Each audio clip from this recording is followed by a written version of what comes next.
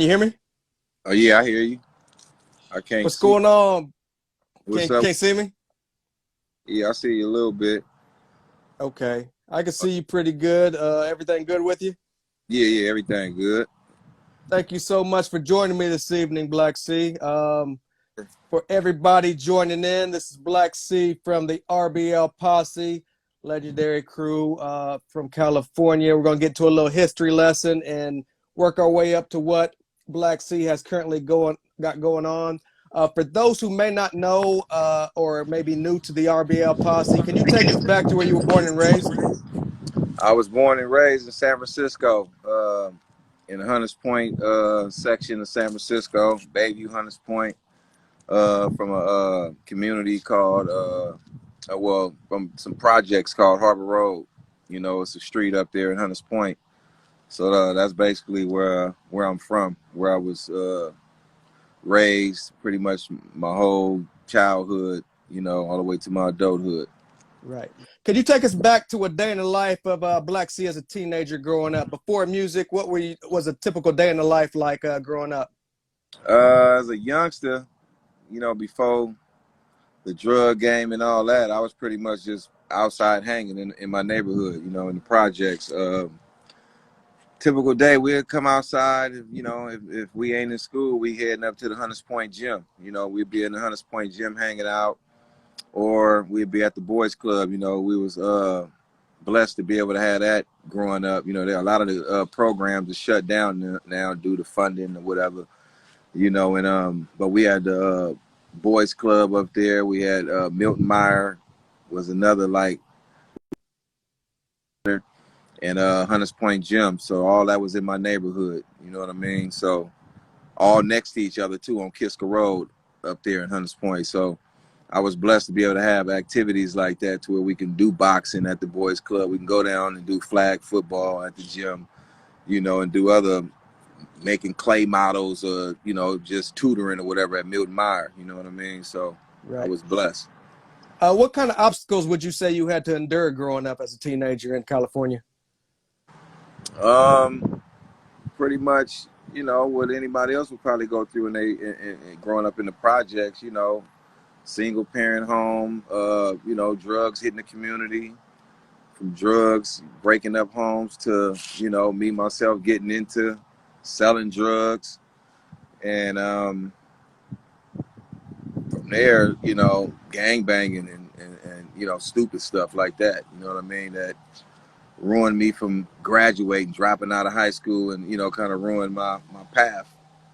But, you know, I bounced back and, you know, got it corrected everything later on in life. But yeah, you know, you always got obstacles growing up in neighborhoods, in inner city neighborhoods like that. You know what I mean? Right. Before getting into music, what would you say Black C was listening to? Who were some of your musical influences growing up? Um, I would say when I was young, it was pretty much whatever my mom was listening to. You know, from the Marvin Gaye's, Parliaments, Cameo, Rick James. I mean, you name it. You know, a lot of the stuff I used in some of my earlier, when I was sampling on my earlier album. You know, Michael Jackson, Jackson Fives, you know, all the way till, you know, when music, as far as hip hop kicked in. I think I really got introduced to hip hop when my mom was bumping Sugar Hill Gang. You know, that was pretty much my introduction to where I was just like, oh, okay, this is something different. Right. And from there, you know, I got into the Grandmaster Flashes, and, you know, it just progressed as time went on. You know, I was getting into more of the, you know, the Big Daddy Kanes, the Biz Marquis, and, you know, whatever was coming up out of New York at the time till NWA hit, you know. Right. What would you say the scene was like before you went into music? What was you seeing around your way? What was the hip hop music scene like? It really wasn't one. We had a few rappers. We had like this group called A Touch of Class, ATC. They was doing their thing back in the days. Um, Before I got into the scene it really wasn't no scene until Too Short came along, like in the late 80s. I say around 87, 88. Too Short kind of created a scene for us. He was coming through our neighborhood selling tapes, cassette tapes for $5. And from him, it went on to like Rapping Forte. You know, he was doing his thing. He was part of the Dangerous Crew.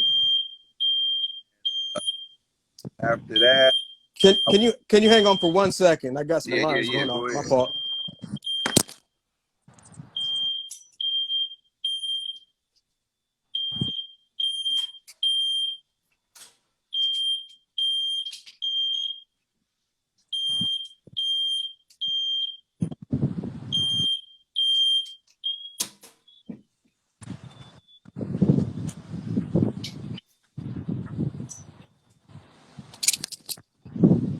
Been one of them days. It's all good. How would you say that? I didn't mean to cut you off. You said from Too Short it progressed. Yeah, yeah. From Too Short, the scene as far as the music scene, it was like Too Short, and pretty much it was the Oakland scene happened first. I would say, you know, you had people like Ant Banks, MC Pooh, uh, and Banks was producing had something to do with a lot of artists back then. You know, or when our scene started, I would say the LA scene first started merging. You know, with the NWAs and all that around with Too Short time, and then from there, you know, we had our 415s. We had they was like an NWA out this way. We had Dangerous Dame and them.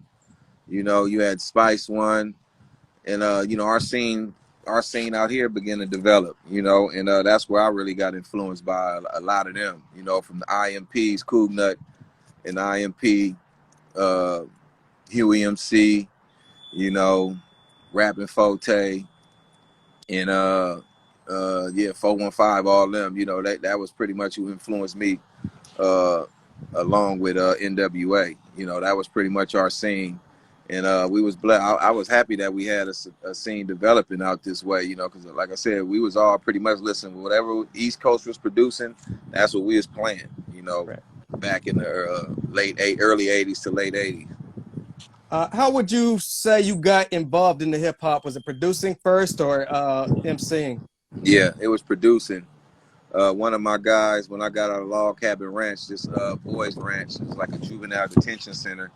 When I got up out of there, one of my guys, you know, I had a few dollars. He asked me to invest into him. One of my guys named Budweiser, he was a rapper in my neighborhood, and he started off doing gospel rap. He used to go to the churches rapping. Then he went from there to just putting out a couple singles on the street. And you know, he was doing his thing, and he asked me to, you know, invest into some equipment and buy some equipment. And when I did that, I kind of got bit with the bug and started playing with the equipment and start making beats. And from the beats, you know, it just went on to me just starting to write raps because I used to be in there by myself. Dudes wouldn't show up, and I'd be in there with a bunch of beats done, waiting for rappers to come in and rap on them. And when they didn't come through, you know, I just started playing with them myself.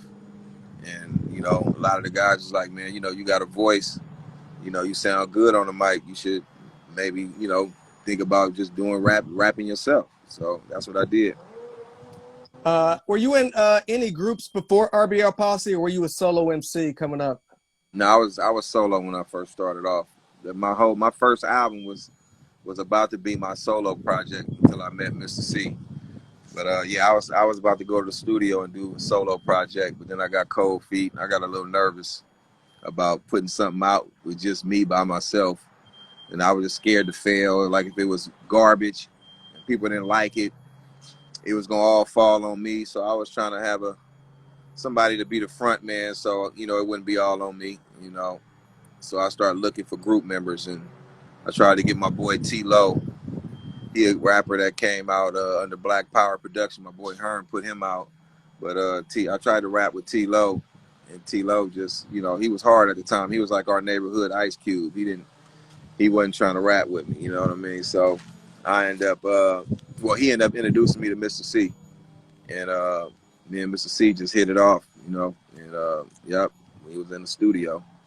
What kind of dues would you say you guys paid before getting signed? Um, I don't know. To be honest with you, it kind of just came out of nowhere. I don't really look at it as we paid dues. It was just that we just was at the right place at the right time. We put out the right song and it caught fire. You know what I mean? I end up, because I say we was around. Well, if you want to call paying dues me working in a studio for 2-3 years just selling cassette tapes in my neighborhood, I mean, I would consider that paying a little dues. You know, we did that for like 2-3 years, putting out a bunch of like compilations before compilations was compilations. We was putting out a bunch of stuff around Hunters Point, selling it. You know, it's like Budweiser might make a song on there. I might have my brother Dre. He might have a song. T-Lo might have a song or two on there. They'll be on a couple songs together, and we'll put them all on one cassette and sell them for $5. So we did that for about 1.5 to 2 years, and that's when I ended up getting serious and started writing. And I put together like a little EP, and I pretty much gave my EP away, and people loved it. And I had the song Bammer Weed on there, and it was actually called "Don't Give Me No Bammer Joint." We don't smoke that shit in Hunters Point.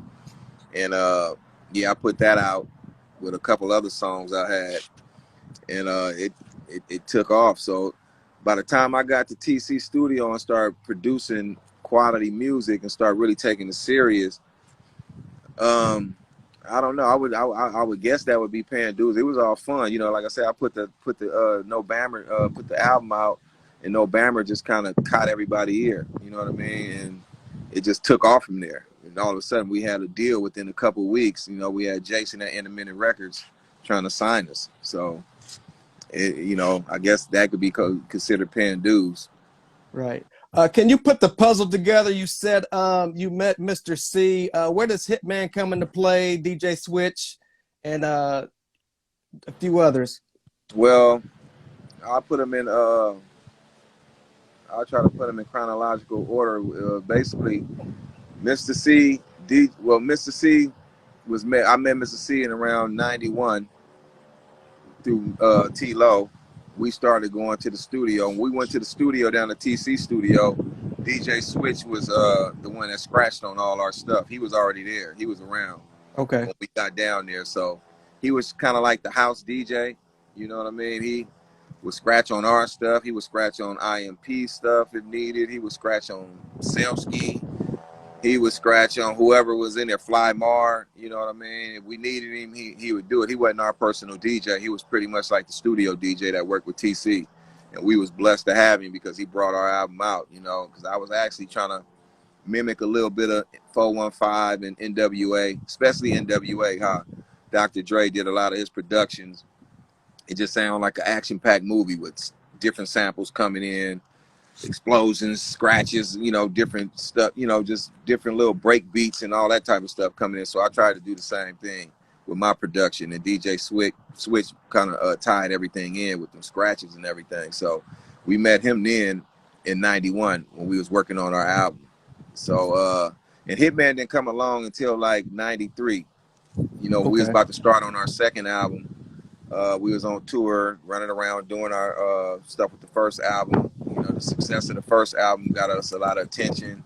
So a lot of the young dudes in the neighborhood start coming to us for help and guidance, you know, just to be like mentors or whatever. And a guy named Mars was trying to be like me pretty much. He started up a studio. Pretty much used to come to my studio and copy everything I had in my studio. He was, you know, one of my young homies up there on Harbor Road. And he had NOH Mafia and Hitman and all them dudes at his studio. And yeah, I would say he was pretty much like the A&R for my label because he pretty much brought everybody that I had on my Right Way label. He brought me all the acts, you know, and he brought Hitman around '93. And yeah, we hit it off. I heard his demos that he made with Mars. I loved it. And yeah, I ended up putting him on our second album. You know, got him on a couple songs, and that led to his solo album, Solo Creek. Right. Before getting with InMinutes Records, did you guys do a demo and shop it to other labels? Nah, no, we just put the album out. We just had that first album. We was really just trying to get it out around Hunters Point. We wasn't even thinking about even leaving the city. You know, we were just we were just hoping that Fillmore and Sunnydale, Lakeview, you know, all the surrounding little neighborhoods, Valencia Gardens, Potrero Hill, whatever it is, you know what I mean, Alamany, we just wanted all them just to support it. So that's why we end up switching Don't Give Me No Bammer Joint. We don't smoke that shit in Hunters Point to Don't Give Me No Bammer Weed. We don't smoke that shit in the SFC. We were just trying to get Frisco on. We didn't even care about if Oakland was bumping it or Richmond or whatever. We just was trying to get Frisco to fuck with us, basically. And they did heavily, you know what I mean? And from there, you know, we start hearing our music in Oakland. And what I did was I pressed up like 1,000 tapes, put them in stores on consignment. They sold out hella fast. They was calling me for reorders, and I ended up going to collect that money. And I pressed up another 1,000, and I took them out to. That's when I found out TC told me about InMinutes Records, that they got a distribution company. So I took them out. When I went out there, he was already waiting for me. He was like, "Yeah, people, I got stores calling me, asking me about it. They want to, you know, let me distribute it for you or whatever." So we took the 1,000 up there to him. He sold them out within a day or two, and he asked us for 5,000. So I told him to pay for those, give me the $5 a cassette on those, and I go press up some more. So I took that 5,000 that he gave me for the 1,000. I went and pressed up 5,000 cassettes and brought those over there, and those sold out by the end of the week. So he ended up wanting to sign us. So that's how we ended up getting the deal. We wasn't trying to shop no records. We thought, you know, getting on a major label was just wasn't even gonna happen. You know, we just pretty much trying to copy Too Short and them doing it out the trunk. And I'm kind of happy we was brought up like that, just on an independent. We weren't even thinking about, oh, we want to sign to Atlantic or sign with Jive, or, you know, that was like something that we couldn't even imagine. We were just hoping to just get distribution from InMinutes Records, the music people. That was actually the company that do the distribution. InMinutes was a record label. The music people was a distribution company. So yeah, he ended up signing us for some chump change. You know, he paid us for the 5,000 cassettes, and signed us for a couple more thousand. And the rest was history. We was on InMinutes Records. Right. Did that single at the time reach beyond regional reaches? Did you hear about it being played in New York and other places around that time?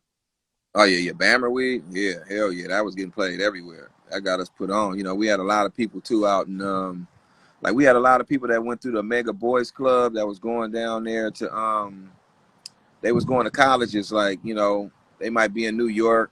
A lot of them was down in Morehouse, you know, down in Atlanta, stuff like that. And they took our music with us. A lot of dudes who, and I give credit to a lot of the dudes I grew up with out there in Frisco. They traveled with that cassette, you know, and they put us on in a lot of places. They had us on. We was on like hell in Detroit. Like Detroit messed with us heavy. I mean, we was all through Michigan, from Lansing, Flint, Pontiac.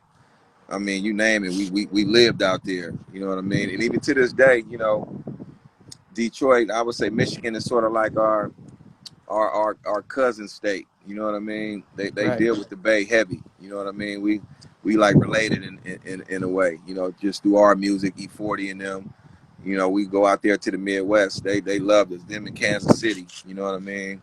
Right. So it was just stuff like that. Like, you know, it put us on. They took us out to other places. You know, we started being able to go to Seattle's and Portland's, you know, Arizona. You know, there was a lot of our, you know, I would say our territories, as you can say, you know what I mean, that really dealt with RBL heavy. Right. It's time to record your debut album. What is your train of thought going into your debut album? What were you hoping trying to accomplish? What were the sessions like? What were the thoughts going into your debut album in '92? I really wasn't even, to be honest with you, man. I was just having fun with it. I was just doing what I was doing in my room. I was just taking the stuff. I was just happy to be around a sampler, because back then I was sampling on this SB12, and it only had like 2.4 seconds. So I used to have to speed the record up hella fast, like, you know what I mean, to get a 4-second sample in. So I used to speed the sample up hella fast to get a 4-second sample, to be able to try to get a nice 8-bar loop. But really, it was only 4 bars. So when I got to TC Studio, I was so happy that he had a fucking Emax up in there that sampled like 20-something seconds. I went crazy with them samples. I really wasn't even trying to accomplish nothing. I was just happy that I could sample full parts of Parliament's record that I wanted. And, you know, being able to sample, you know, I took records like Third Base, Step Into the AM, being able to take their bass line and put it over Ohio Players. And, you know, I just went crazy. I wasn't even really thinking about, okay, this is what I want the debut album to sound like. This is what I want to do. This is what I want to accomplish. I was just in there just making good music, just happy to be around a real studio.